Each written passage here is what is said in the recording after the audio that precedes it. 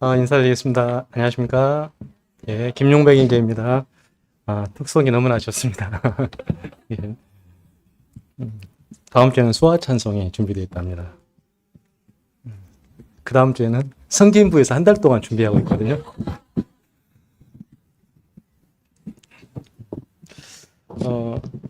저번 달에 이렇게 교재를 한 번에 끝내려 했는데 못 해가지고, 네, 아주 마음을 편하게 놓았습니다. 이제 진도와 전혀 구애받지 않고 차분하게 모든 성도님 편하게 들으시도록 하도록 하겠습니다. 잠깐 복습을 좀 하겠습니다. 저번 달에 배웠을 때 여기 표 있죠. 저희들이 성경으로는 제가 12장까지 하고 이제 PPT로는 한 27번 정도까지 했거든요.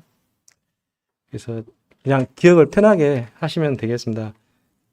사도 요한이 처음에 이제 계시록 1장에서 본 것이었죠. 2장, 3장은 보시면서 하시면 됩니다. 2장, 3장은 계시록 2장과 3장은 그렇죠. 지금 있는 일곱 교회에 대한 말씀이셨죠. 에서보두 3장은 사빌라 이렇게 외우면 되시겠습니다. 그리고 이제 휴거가 3장과 4장 사이에 사도 요한이 올라간 휴거를 암시한다고 하셨고 4, 5장이 이제 천상에서 이뤄지는 이런 일들이 4, 5장에 쭉 돼 있고 이제 6장부터 인심판이 이제 시작되죠. 그리고 8장, 9장은 나팔 심판. 그리고 이제 중간에 색깔이 약간 달라진 7장, 10장, 11장, 12, 13, 14, 17, 18, 19, 21장은 시간적 순서와 관계없이 특정 사건을 부각시키려고 일종의 끼워 넣은 삽입장들이라겠죠. 그래서 순서와는 관계없기 때문에 이러한 것들은 이제 어디 정도 이렇게 발생했는지 이제 살펴보시면서 보셔야 계시록 보시는데 어떤 이제 흔들림 없이 잘못된 어떤 분별 없이 할 수 있다라고 말씀을 드렸습니다. 그 다음부터 좀 살펴보도록 하겠습니다. 저번에 했을 때가 여기까지 했거든요. 이제 여기까지 이 슬라이드까지 했었는데 그 다음에 이제 그때 했던 말씀이 이제 나팔장, 대접장, 그리고 아마겟돈 전쟁, 그리고 아마겟돈 전쟁에서 주님께서 동양과 서양의 합동 군대를 물리치시고 이제 천년왕국에 들어간다 하셨죠. 천년왕국에 들어가기 전에는 양과 염소의 심판을 이제 주님께서 하신다겠죠. 마태복음 있는 말씀, 계시록 19장 있는데 그 이후에 이제 이것은 한참 뒤에 이렇게 계시록 20장 사건인데 천년왕국 마지막에 사단이 이제 노임을 받죠. 그러니까 그 전에 이제 적그리스도와 선지자는 무저갱에 잡힌다겠죠. 그리고 사단이 이제 마침내 이제 20장에서는 이제 불못에 이건 시간적인 순서입니다. 지금 제가 말씀드리고 있는 건 시간적인 순서이고 그리고 이제 다시 특정한 사건을 부각시키는 7장으로 가보겠습니다. 7장에서 일어난 사건이 기억하실 때 무엇을 기억하시면 된다고 하셨습니까? 14만 4천 명을 생각하시면 됩니다. 이 14만 4천 명이 일어나기 전에 누가 먼저 일어난다겠죠? 계시록 11장에 있는 두 증인이 먼저 일어난다겠죠. 시간과는 전혀 관계없습니다. 이쪽 보라색 부분들은. 그래서 11장에서 두 증인이 먼저 일어나가지고 교회가 지상에서 들림 받은 이후에 이제 지상에는 성령님이 교회와 함께 사라지시고 이제 이 교회의 복음의 증거의 사역을 이스라엘 백성들에게 다시 돌아가죠. 원래 이스라엘 백성들에게 주어진 사명이 이 말씀 사역이에요. 근데 이스라엘 백성들이 이걸 거부했기 때문에 교회에 이 사명이 주어졌다가 교회가 사라진 뒤에 이제 다시 이스라엘 백성들에게 이 말씀 사역이 돌아가게 됩니다. 근데 이것은 야곱의 환란이라고 굉장히 구약부터 이제 예언되어 있던 굉장히 힘든 이스라엘 백성들이 회복되는 그런 것이기 때문에 구약의 모든 예언들을 성취하기 위해서 이제 야곱의 환란이 시작되는데 먼저 두 명을 하나님께서 뽑는다겠죠. 두 증인 모세와 같은 두 선지자를 뽑아서 이 두 명이 어떻게 일을 한다겠습니까? 예수 그리스도를 증거하게 되죠. 그럼으로써 이 14만 4천 명이 이스라엘 백성들에게 이제 일어나게 돼요. 이스라엘 백성 가운데 각 지파별로 12,000명씩 12지파에서 이건 환란 전반기입니다. 환란 전반기에 두 증인을 통해서 14만 4천 명이 일어나게 되고 이들을 통하여 전 세계에 이제 복음이 전하게 되는 기회가 일어나게 되는 거죠. 이 14만 4천 명을 통해서 이 복음을 전해서 들은 영혼들은 사람들은 그 당시에는 이제 어떤 믿음을 행위로서 증거할 수밖에 없는 이제 시대가 되거든요. 적그리스도가 일어나게 되고 그동안 사단의 아시죠? 666 표를 받지 않으면은 상거래 활동을 못하게 하고 또 받지 않으면은 사람을 목을 베어서 죽이는 이런 일이 있어요. 믿는 사람들은 이걸 거부하게 되고 결국은 지금 우리가 믿음을 통해서 아주 편하게 우리가 구원을 받았지만은 이 시기는 믿음 하나 갖고 도저히 하나님을 섬길 수 없는 시대가 된다겠죠. 이때 이 허다한 무리들이 이방인들이 구원을 받게 되죠. 7장에 나오는 이방인 허다한 무리들. 잠깐 7장 살펴볼까요? 계시록 7장입니다.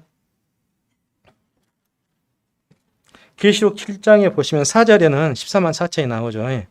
그 다음에 9절 잠깐 보시겠습니다. 이 일 후에 이것은 이제 환란 기간 때 전도를 했죠. 이 전도한 이후에 보니까 내가 보니 각 나라와 족속과 백성과 방 안에서 아무도 능히 셀 수 없는 큰 무리가 나와. 그리고 이제 보좌와 어린 양 앞에 서서 7장의 사건은 어떤 사건이죠? 지상 재림 때의 일을 묘사하고 있어요. 그래서 7장 그 사건을 지금 부각시키고 있습니다. 그래서 이 부분이 9장 이후로는 이제 천년왕국으로 진입되는 그런 부분을 묘사하고 있습니다. 천년왕국에 들어간 장면이 쭉 계시록 7장 9절로 17절까지 이렇게 있는 사건이거든요. 그 다음에 있게 되는 것이 이제 이것도 이제 환란 전반기인데 고가 마고기 전쟁 그때 이제 다시 그때 복습했었죠. 이스라엘 침략해야 된다. 주된 주축군은 누구라겠죠? 러시아가 대장이 돼서 연합국을 이루어서 이제 이스라엘을 침공하게 되죠. 인심판 때 있게 된 사건, 계시록 38장 39장 사건입니다. 여기 보시면은 이스라엘 있죠. 그래서 북방 그리고 사방에서 이제 이스라엘을 공격에 들어갑니다. 아직 일어나지 않았고 휴거 이후에 있게 될 사건입니다. 그래서 이때 이제 계시록 보게 되면은 이 전쟁 터지고 함흥국으로 이게 군대가 시신이 모아지죠. 그때 그 시신을 처리할 때 최소 7달의 시간이 필요하다 해서 어떤 분들은 이 방사능이 터지고 나서 최소 들어갈 시간이 최소 7달이라 하더라고요. 그렇게 분별하신 분도 계셔요. 꼭 이렇다는 건 아니고. 그리고 편말을 뭐 이런 식으로 이렇게 생각하신 분도 있고, 이렇게 생각하신 분도 있다라고 생각하시고, 여기가 바로 함흥국입니다. 이스라엘 함흥국. 여기에 러시아 연합대군이 시신이 매장될 것입니다. 혹시 제가 한 몇 년 전인가 들었던 이야기인데, 독수리가 알을 1년에 한두 개를 낳는다 하죠. 독수리가 이를 한두 개 낳아요. 그런데 이상하게 이 지역에 독수들이 개체가 기하급수적으로 지금 증가하고 있다고 들었어요. 창조과학회 거기에서 이것을 제가 접했거든요. 그 일을 이게 자연 어떤 궤변이 지금 생겼다 하더라고요. 이 지역에 독수들이 그냥 일반적인 독수리 개체가 아니라 엄청난 독수리 개체가 이쪽에서 증가하고 있다고 제가 들었어요. 그래서 어떤 분들이 이 부분이 아마 이때 일어날 사건을 대비하기 위해서 시신을 처리하기 위해서 독수리들이 급증한 게 아닐까라고 생각하는 분도 있습니다. 근데 과연 그런 건지 모르겠고 그렇게 생각하시는 분도 있다는 것입니다. 그리고 이제 환난 전반기는 무엇이 이루어지게 됩니까? 지금은 없는 계시록 11장에 보시면은 계시록 11장 잠깐 볼까요? 1절 보게 되면 또 내게 지팡이 같은 갈대를 주며 말하기를 일어나서 하나님의 성전과 제단과 그 안에서 경배하는 자들을 측량하되. 하나님의 성전과 제단이 있고 경배하는 자들이 있어요. 지금 없다 했잖아요. 그래서 이 환란 전반기 사건인데 11장도 이 부분이 11장 이후는 후반기입니다. 이 11장 1, 2절이 후반기 사건인데 이때 환란 시기 때 성전이 있게 된다는 것을 이제 1절, 2절에 보시게 되면 아는데 이 성전 제사가 시작되죠. 환란 전반기 때 시작돼요. 환란 전반기 때 시작되는데 새 삼성전 여러분들이 잘 아시는 삼성전 많이 들어보셨죠. 그 전부터 막 영상도 보시고 제일 처음에 생긴 것이 솔로몬 성전이고 두 번째 수룹바벨 성전, 수룹바벨이 헤롯 성전과 연장되어서 제사의 끊어짐이 있지 않게 제사가 계속 진행됐기 때문에 수룹바벨 성전과 헤롯 성전은 이 성전으로 하나로 본다겠죠. 그리고 헤롯 성전이 무너진 이후에 지금 없어요. AD 70년에 타이터스 장군에서 무너졌죠. 이제 이 3성전이 세워지게 될 것입니다. 앞으로. 그래서 영상은 시간이 없으니까 최근에 트럼프가 푸틴한테 3성전을 재건해 주라고 그 이스라엘 국회 사내들인 공회에서 요청을 했거든요. 그래서 이제 32가지였습니다. 이걸 없애고 여기다 세워진다. 또는 이쪽 부분에 세워진다. 이렇게 32가지인데 정확한 것은 이제 그때 가봐야 될 것 같고 두 가지 다 타당성이 있어요. 예. 잠깐 영상 한번 보겠습니다. 어차피 많이들 보신 영상인데 소리가 잘 안 나네요. 잠깐만요.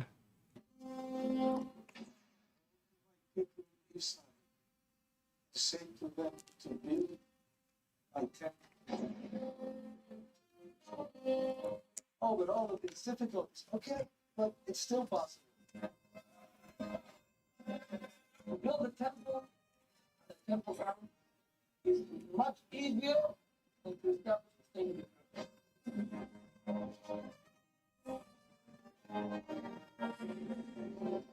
But first, they started developing a simple vessel.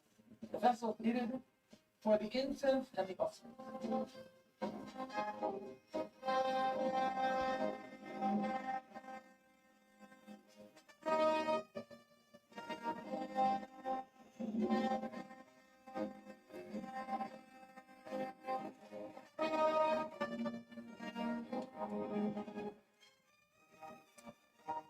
Something like 7, 8 items to the temple.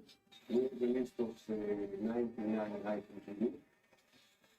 And we will now start to be in a hurry to succeed to do all the items before the temple will be. At the same time, they were creating the musical instruments, the harp, the lyre.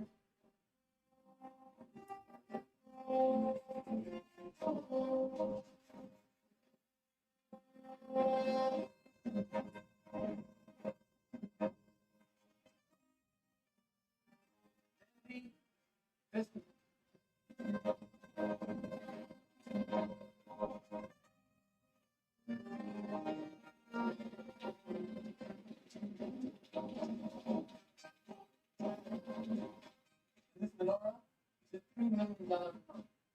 It's made of 42 kilos of pure 24 karat.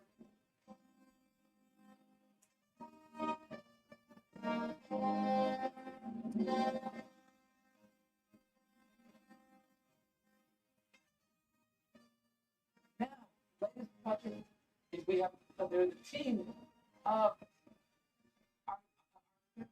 we're working.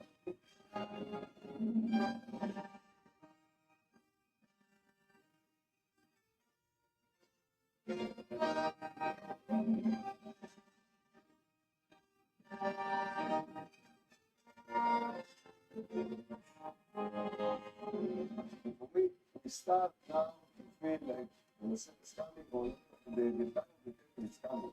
And the time is short. I think it's somewhere between now and 10 minutes. It's already ready. We're ready. The temple can be built only one place chosen by God. Only the place that God chose. 여기까지 보시고 혹시 영상을 제가 저번 달에 올려드렸거든요. 저번 달 말씀 시간 전에. 근데 다시 보려 하니까 시간이 경과돼서 이게 다운이 안 돼서 제가 이따 오후에 다시 올려드리겠습니다. 혹시 관심이 있으신 분은 계속 그 영상을 보시면 될 것 같고, 이제 이런 성전 제사가 이제 시작될 것입니다. 예, 그리고 이제 7 인심판이 계시록 6장에서 있었고, 11장에서 두 증인이 사역한다고 했죠. 외울 때 아주 편해요. 11이니까 2명, 11 이렇게 외우라겠죠. 예. 2명의 증인이 사역하고 14만 4천 명이 도륙이죠. 이스라엘 백성 가운데 신천지가 아니고, 그리고 계시록 7장 사건 때 바로 야고의 환난이죠. 14만 4천 명이 민족적으로 이제 일어나게 돼 민족 안에서 일어나게 되고 이때 이스라엘 백성의 3분의 2가 어떻게 되죠? 현존하는 유대인들의 3분의 1이 살아남고 이 3분의 2가 죽게 됩니다. 환란 후반기 때. 그러니까 그들에게 이제 그런 일들이 일어나게 될 것입니다. 인류는 절반이 사라져요. 대접 심판까지 하고 절반이 사라지고 나팔 심판 때는 얼마나 살아남을지는 성경에 기록이 되지 않다겠죠. 대접까지는 인류의 절반이 사라지게 되고 이제 스가랴서의 예언을 성취하게 됩니다. 그때 이방 백성 10사람이 유다 백성 한 사람의 옷자락을 잡고 하나님께서 너희와 함께 계신다. 과거에 이제 이루었던 사건인데 묵시적으로 이제 마지막 때 다시 이 일이 일어나게 되죠. 그때 계시록 이제 환난 후반기 때 많은 이방인들이 유대인을 통해서 예수를 이제 구주로 영접하게 되고 죽임을 당하게 되고 그 죽임을 당한 사람들이 계시록 6장 잠깐 볼까요? 계시록 6장 9절 봐보겠습니다. 다섯째 인을 떼실 때 내가 보니 하나님의 말씀과 그들이 가진 증거로 말미암아 죽임을 당한 영혼들이 제단 아래에 있어. 이제 이들은 환란기 때 예수님을 믿음으로써 구원을 받고 이제 사단의 표를 거부하고 또 목배임을 당하게 된 이런 영혼들이 큰 소리로 불러 이르되 거룩하고 참되신 대주제여 땅에 거하는 자들을 심판하여 우리 피를 갚아주지 아니하시기를 어느 때까지 하시야 하나이까니. 원수 갚아주라고 이제 영혼들이 기도하는 장면이거든요.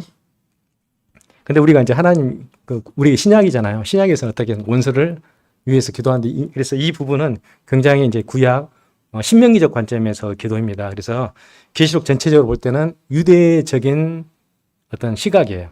계시록 전체가 유대인들을 위해서 1차적으로 쓰여진 예언서이기 때문에 우리는 이미 다 이제 천상에 있잖아요. 교회가 휴거되어서 우리는 이런 환란에 이제 있지 않게 되고 그래서 하나님께서 이러한 심판을 잠깐 보류하시죠. 기다려라, 잠깐만 참아라. 심판 안 하시다는 것이 아니고 나중에 하나님 결국은 다 심판하시잖아요. 성도님께서도 시편에 보면 탄원시도 있죠. 탄원시. 성도들을 억울하게 하거나 힘들게 했을 때 보통 성도들은 어떤 자세야 되겠죠. 그렇게 감싸주고 그들 위해서 오히려 기도해야겠지만 그렇지만 하나님 앞에 탄원을 할 수 있잖아요. 누구한테 말은 못해도. 그래서 성도들을 힘들게 하거나 어렵게 하거나 할 때 이 탄원을 해버리면은 이제 골치 아파버리죠. 골치 아파버립니다. 하나님께서 다 듣고 계시고 가장 가벼운 징계는 이 세상에서 건강이나 물질을 통해서 치시겠죠. 가벼운 징계를 한다면은 가족을 치신다거나 또는 좀 더 중한 징계라면 죽기 전에 탈탈 털어버리죠. 결국 돌이키게 하게 돼요. 가장 무서운 징계는 이제 그대로 놔두시는 겁니다.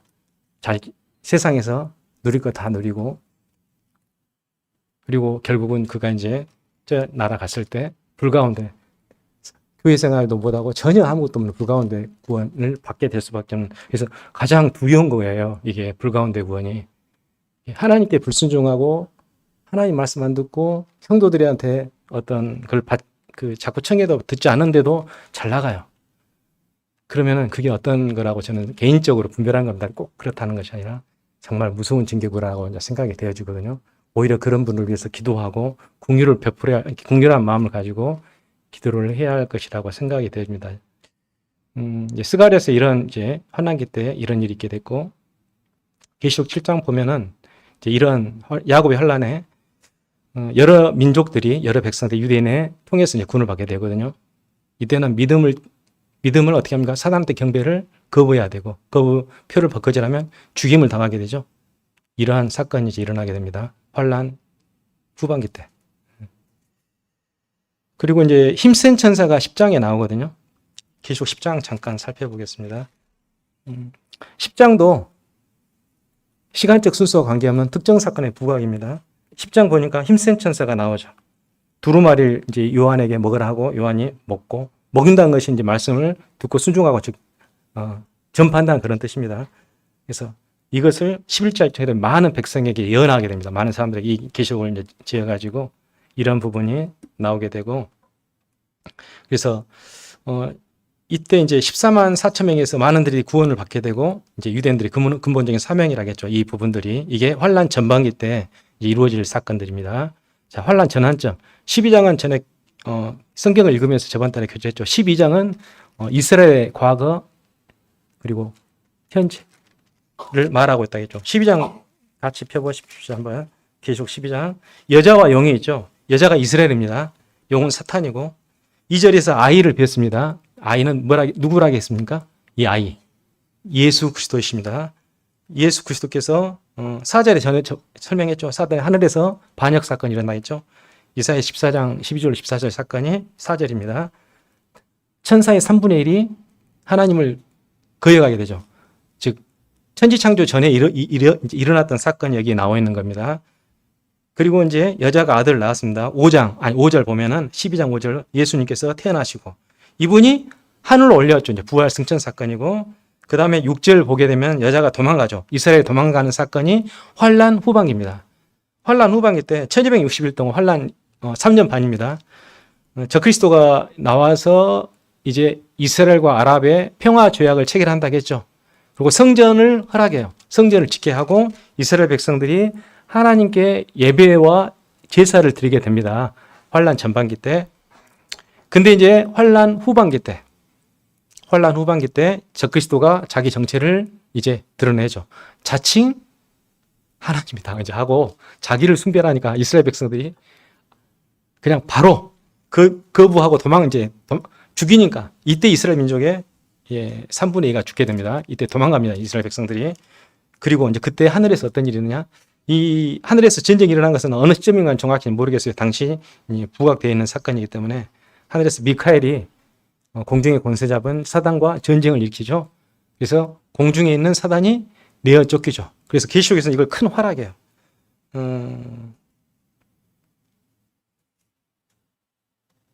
계시록 12장 12절 보시게 되시면은 그러므로 하늘과 그 가운데 거하는 자들은 즐거워하라. 그러나 땅과 바다는 화 있을진다. 이는 마귀가 자기의 때가 얼마 남지 않은 줄을 알므로 크게 분내어 너희에게 내려갔습니다. 이제 사탄이 이 땅에 내려와서 이제 환란, 전무후무한 큰 사건들을 지구상에서 이제 일으키게 됩니다. 이제 어떤 무서운 사건들이 이제 계시록에 굉장히 상식적으로 있기 때문에 우리하고는 뭐 큰 게 관계 없겠처럼 느껴지는데 생각을 해보면 우리의 지인들이, 우리 친척들이 믿지 않는 사람들이, 가족들이 당하게 될 환란이거든요. 그리고 13절로 17절이 바로 환란 후반기 때 이제 이스라엘 백성들이 보존을 받게 된다. 남은 이스라엘 백성, 잔존자 사상이죠. 구루터기가 남아있다라는 것입니다. 그래서 이들이 이제 뭐 페트라라는 그런 곳에서 도망다닌다겠죠. 뭐 이런 곳에 숨어 지낸다겠죠.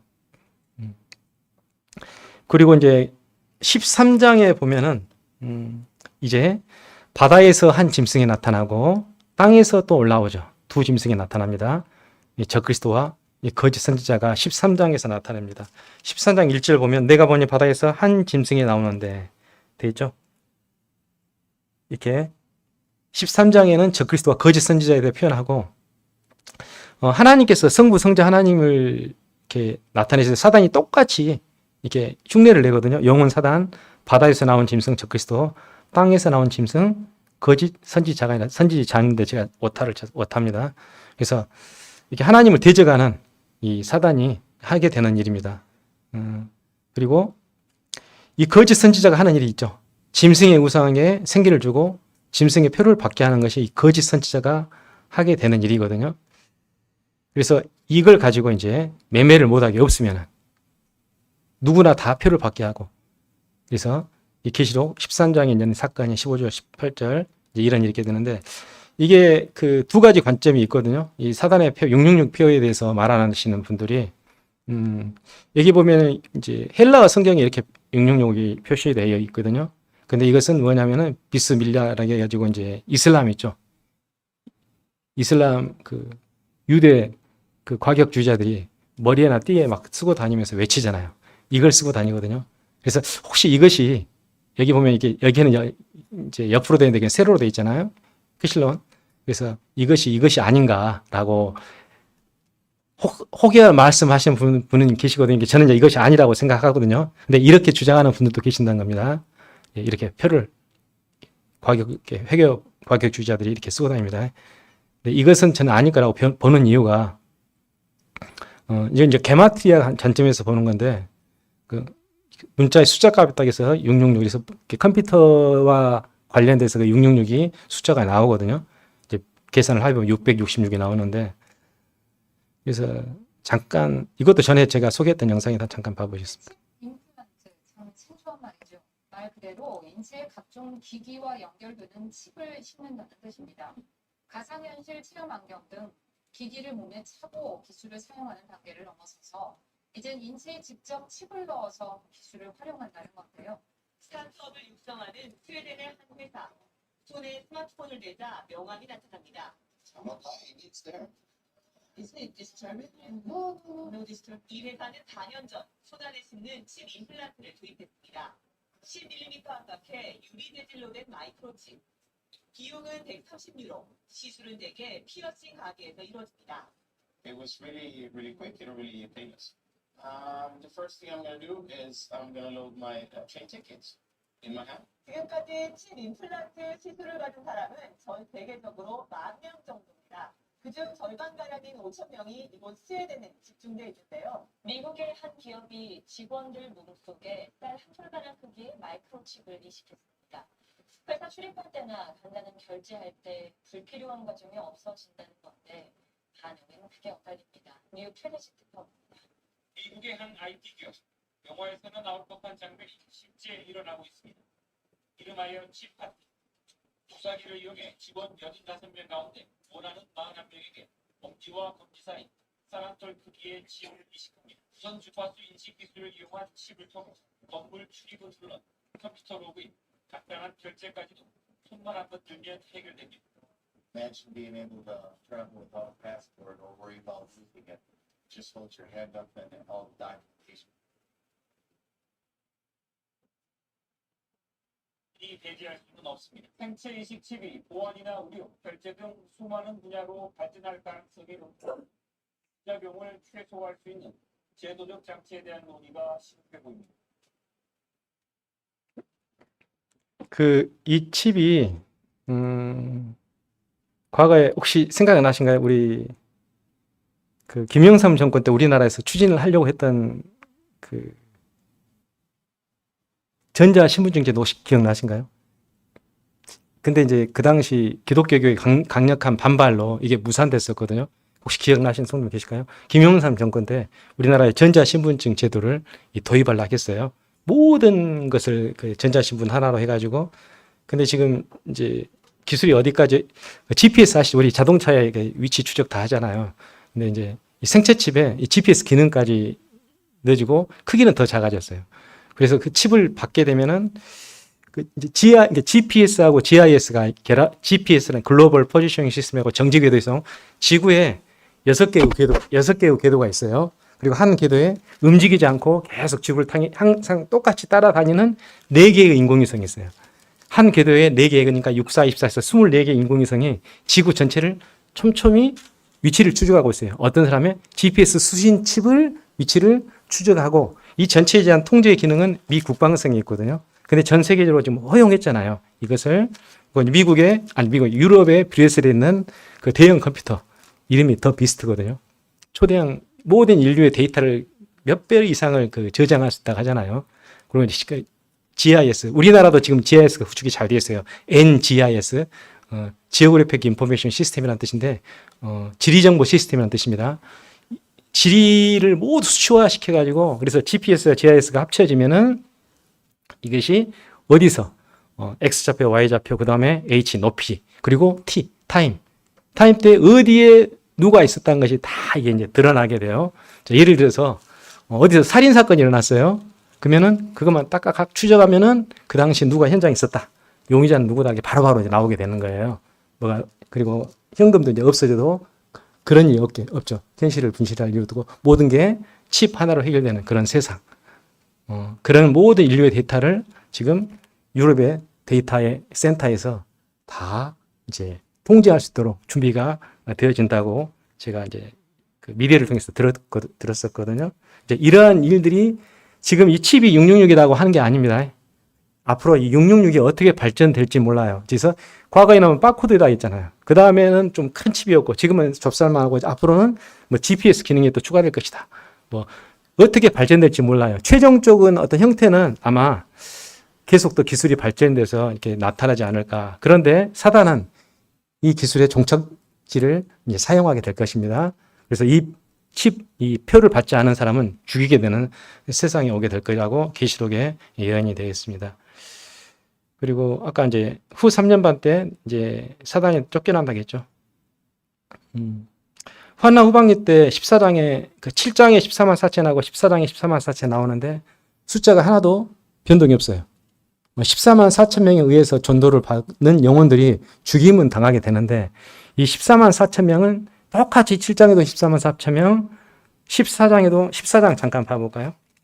14장 1절 보면 또 내가 보니 보라 어린 양이 시온산에 섰고 그와 함께 14만 4천이 서 있는데 이거 재림 장면입니다. 이것도 그리스도께서 시온산 이제 오셨을 때 14만 4천 명이 같이 있게 되는 사건입니다. 그리고 구원받은 그 당시 구원받은 성도들도 함께 이때 우리 어디 있다겠죠? 우리는 7년 동안 천국에 있다가 이런 몸이 아니고 정민영제 같이 건강한 몸도 있겠지만 모르겠어요. 서울은 골병 들었을지 이를 여러모로 또는 우리 이정두 경위처럼 좀 연로하신 형제님들도 계시는데 그때는 우리가 다 몸이 변화받아가지고 서로는 알 수 있겠지만 이런 몸은 아닙니다.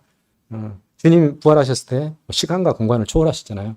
그런 우리가 참 가끔 저도 이제 쓸데없는 그런 공상을 합니다. 어디 갈 때 그냥 몸만 뿅 가끔 하면 얼마나 좋을까.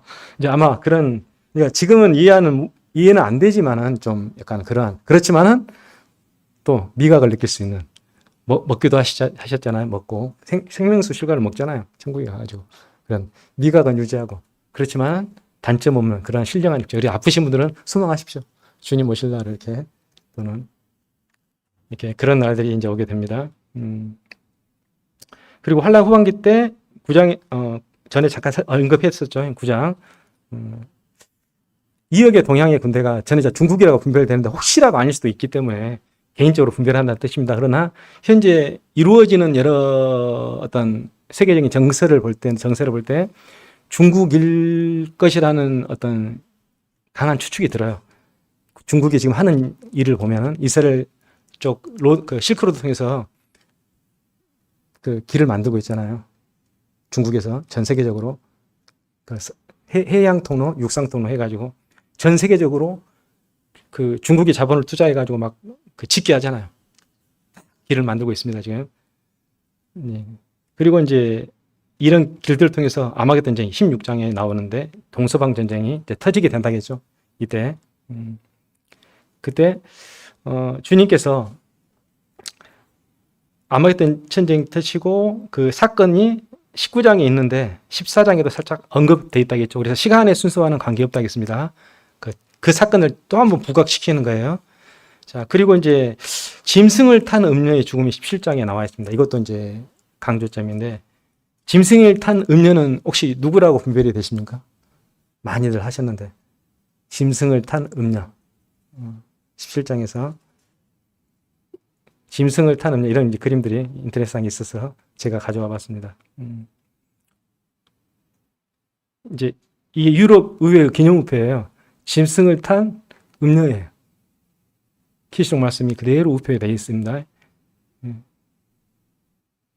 이것은 유로 짐승을 탄 음녀가 그대로 이렇게 현실적으로 지금 나타나 있는 상태입니다. 저는 이제 개인적으로 카톨릭이라고 분별합니다. 음녀를 큰 음녀, 계시록의 큰 음녀는 카톨릭이라고 분별합니다. 카톨릭이 공식적으로 6천 문서가 카톨릭에서 인정하는 학살자들이 6천에서 8천 명이고 비공식적으로는 1억 5천만 이상을 카톨릭이 죽였다고 하더라고요. 비공식적으로. 그래서 계시록에 이 여자가 성도들의 피와 예수의 증인들의 피에 취한지라 중세 암흑시대 1000년 동안 그리스도인들을 학살해서 카톨릭에서 카톨릭은 성경을 못 보겠잖아요. 그 다음에 중세 암흑시대에. 그리고 카톨릭에서 성경을 보는 사람들 죽였어요. 믿음으로 구원만 나오면 죽이고. 그리고 지금 현재 카톨릭이 하고 있는 이 WCC 운동하고 있죠. 그 WCC 치면은 인터넷에 잘 나와 있어요. 우리나라 현재 있는 교파교회들이 상당수가 장로교회 일부 장로교회들도 들어가 있고 감리교도 들어가 있더라고요. 심리계도 들어가 있고 WCC 운동 아시죠? WCC 운동 종교 통합 운동입니다. 오직 믿음만 하고 예수 통해서만 구원받는 게 아닙니다. 라고 주장하는 그런 종교 통합 운동, 에큐메니컬 운동이라고도 하고 지금 WCC 운동이 전 세계적으로 강하게 일어나고 이제 유교, 도교, 불교까지 같이 합쳐 모이고 있어요. 종교들이. 그래서 이제 이런 사건들이 있게 되고 아마겟돈 전쟁은 이제 너무 잘 아시니까 넘어가고 그래서 이제 이런 일들이 순서적으로 이렇게 있게 됩니다. 환란 후반기 때 짐승을 탄 음녀가 죽게 돼 17장에 보게 되면은 이게 무슨 말이냐면은 짐승은 이제 로마의 후예 세력이에요. 이제 우리가 지금 분별하는 이유라고 하죠. 이유가 짐승이고 짐승을 탄 음녀는 카톨릭 세력이고 근데 정치 세력이 종교 세력을 이제 제거합니다. 카톨릭 세력이 제거됩니다. 그 당시에. 그리고 정치 세력이 득세하게 됩니다. 카톨릭의 모든 재화라든지 모든 것은 이제 정치 세력이 탈취하게 될 것 같습니다. 아무래도. 그리고 18장에서는 경제 18장 잠깐 보겠습니다. 18장 보면은 그 바벨론의 패망 있죠. 이 바벨론은 18장은 경제 공동체입니다. 우리가 요새 지금 많이 보고 있는 여러 공동체들이 있어요. 그 곡물 카르텔이 있고 전 세계적으로 그리고 또 어떤 게 있냐면은 금융 카르텔이 있고 또 석유 카르텔도 있고 여러 카르텔들이 있거든요. 근데 이런 것들이 전 세계적으로 좌지우지하는 세력들이 있거든요. 우리가 알고 있는 뭐 비트코인이라든지 요새 새로 나온 뭐 스테이블 콜이라든지 이제 이런 체제가 언젠가는 이제 무너지게 돼요. 경제적인. 그리고 여기 보시면은 18장 보겠습니다. 계시록 18장 7절 보겠습니다. 그가 얼마나 자기를 영화롭게 하였으며 사차하였든지 그만큼 고통과 애통함으로 갚아주라. 그리고 이제 세계에서 이 경제가 무너지니까 세계 경제가 무너진다는 뜻입니다. 세계 경제가 무너지니까 이제 세상에서는 난리가 나겠죠. 이게 18장 있는 사건들이 그래서 이 18장 있는 사건들이 어떤 분들은 이 실제적으로 바벨론 그 자리에 있던 어떤 이란 쪽이겠죠. 그때 어떤 그 장소가 실질적으로 무너지기도 할 것이다라고 이렇게 분별하시는 분들도 계십니다. 실질적으로. 그리고 경제 공동체가 무너진다는 것은 이제 공통된 견해들이고. 그래서 18장 쭉 보게 되면은 이제 이 경제 공동체가 당함으로 이 세계가 이제 싫어하는 또는 아니 싫어한다 세계가 어떤 함께 힘들어하는 장면들이 18장의 계시록에 쭉 이렇게 나와 있거든요. 그래서 이제 이런 사건들이 18장에 있고 14장, 19장에는 재림이 있다겠죠.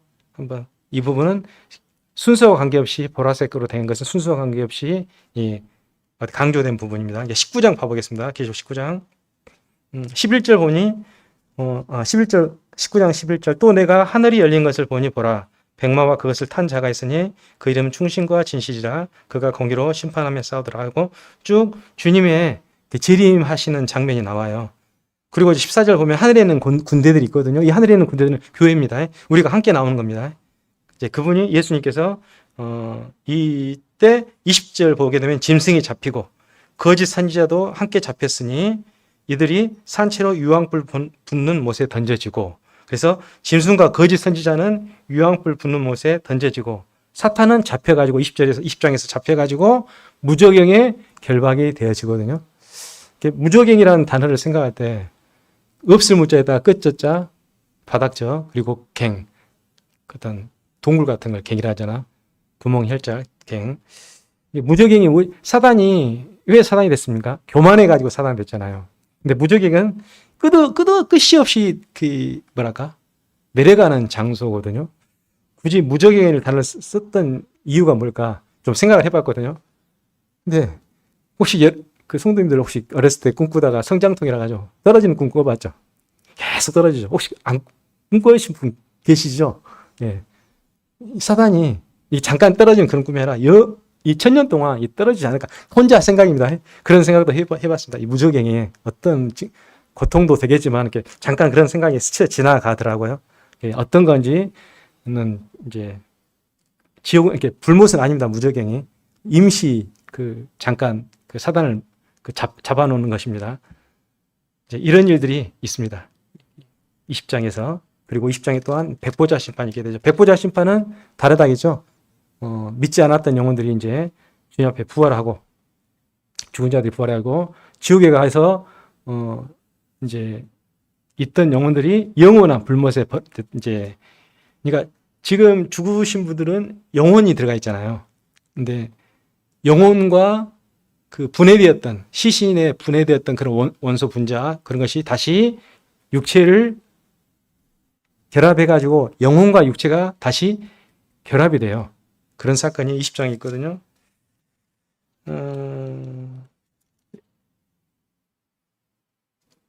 20장 13절 보시겠습니까? 바다가 그 가운데서 죽은 자들을 내주고 또 사망과 무도 그 가운데서 죽은 자들을 내주매 각 사람이 자기의 행위대로 심판을 받고 사망과 무도 불못에 던져진 이것은 둘째 사망 곧 불못이라.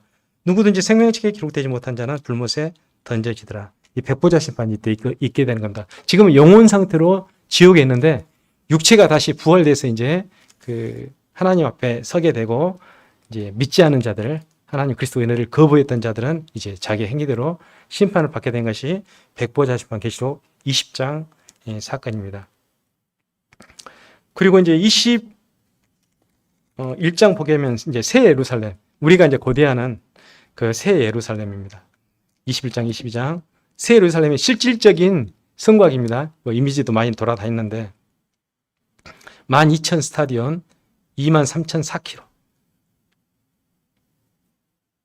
쉬지도 않네. 10, 100, 1000만, 10만 평방, 530만 평방킬로미터. 그러니까 이렇게 하면 뭔 말인지 모르니까 한반도가 22만 평방킬로미터를 하거든요. 그럼 몇 배입니까 도대체? 그리고 지상의 예루살렘이 126.4 평방인데 얘는 530만 평방이에요. 그러니까 거의 어마어마하게 거대한 거예요. 지상의 소리 605 평방킬로미터거든요. 비교가 안 되죠. 비교 안 되는 엄청난 구조물이 이제 내려오게 되는 겁니다. 새 예루살렘. 그래서 여기서 성도들께서 함께 거하게 될 처소입니다. 주님께서 내가 너희를 위하여 처소를 예비하러 가느니 가서 처소를 예비하면 너희를 나 있는 곳에 데려와 너희도 나와 함께 있게 하리라고 약속하신 최종적인 처소입니다. 물론 이제 7년 그 휴거 때 우리가 이미 올라가지만은 여기가 바로 최종적인 처소입니다. 그래서 이게 우리가 가게 될 소망입니다. 계시록 22장 잠깐 봐보겠습니다. 22장 10절 말씀 보겠습니다. 또 내게 말하되 이 두루마리의 예언의 말씀을 임봉하지 말라 때가 가까우니라. 예언의 말씀을 임봉하지 말라는 뜻이 바로 교회에서 자주 이런 교제들을 말씀들을 이렇게 교제하라는 뜻입니다. 우리의 최종적인 소망은 이제 이 망할 세상에 있는 게 아니고 세상에서 참 힘들죠. 어제 이정동 형님 만났는데 이정동 형님이 아니고 최재령 형님 만났는데 최재령 형님이 어깨도 아프시고 팔꿈치도 아프고 손목도 아프고 무릎도 아프고 허리도 아프다가 하시더라고요. 그래서 일을 하기 싫다는 거예요. 근데 옆에 있던 자매님이 그래도 일해야지. 혜원이가 다 크고 또 혜원이 졸업하고 또 공부도 계속 일하라고 굉장히 내 얼굴 쳐다보시더라고요. 이 세상은 참 그 수고와 슬픔뿐인 세상이에요. 전도서 말씀처럼 수고와 슬픔인 세상인데 해 아래서는 그렇죠. 해 아래서는. 그렇지만 우리가 해 아래만 있는 게 아니라 해 위에도 있게 되잖아요. 앞으로 이제 주님 오시고. 그래서 수고와 슬픔고 정말 힘들 육체를 가지고 일을 하시고 우리 형제님들 인테리어 하시면서 진짜 고생하시더라고요. 와. 내가 가끔 그 현우 형제, 김현우 형제님한테 뭐 빨리 안 오려면 그냥 뭐라고 하거든요. 근데 전에 예배당에서 이게 방수공사 하는 걸 봤어요. 카톡으로 오는 거 보고. 그 굉장히 그때 떼역비시고 나도 정말 힘들었던 날이에요. 그날 굉장히.